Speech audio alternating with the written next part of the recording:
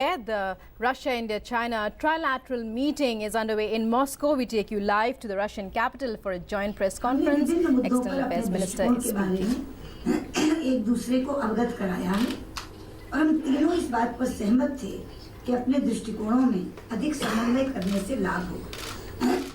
एक संयुक्त विज्ञप्ति जारी की जा रही है, जैसा कि अभी विदेश मंत्री लावरोव जी ने कहा है, जो विभिन्न मुद्दों पर हम तीनों के साझे दृष्टिकोण को दर्शाती है।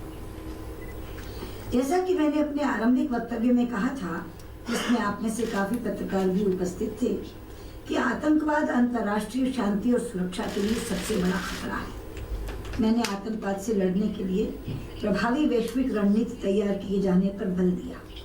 इसमें संयुक्त राष्ट्र की एक अहम भूमिका है।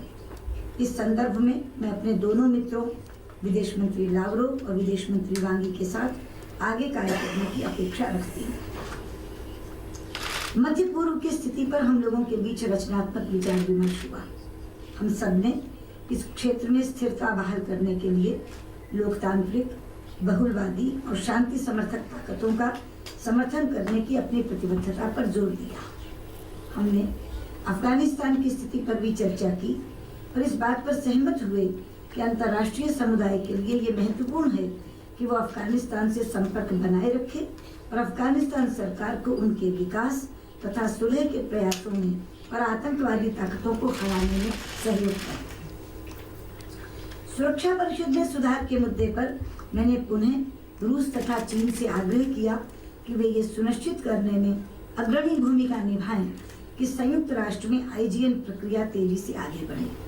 सुरक्षा परिषद में भारत की स्थायी सदस्यता काफी दिनों से लंबित है और इस विसंगति में तत्काल सुधार की आवश्यकता है।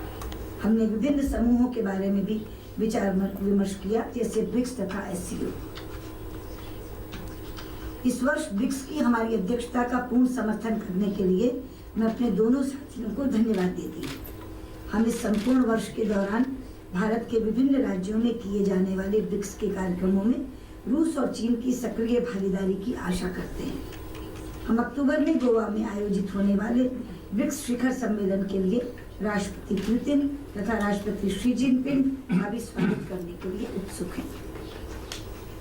एससीओ के मामले में रूस और चीन दोनों इस संगठन में भारत के प्रवेश को आसान बनाने के लिए हमारे साथ कार्य करने पर सहमत हैं। मैं रूस को उनके आतिथ्य के लिए धन्यवाद देते हुए अपने वक्तव्य को समाप्त करना चाहूंगी। मुझे अगले वर्ष अपने दोनों साथियों की सहर्ष मेजबानी करने में खुशी होगी। धन्यवाद।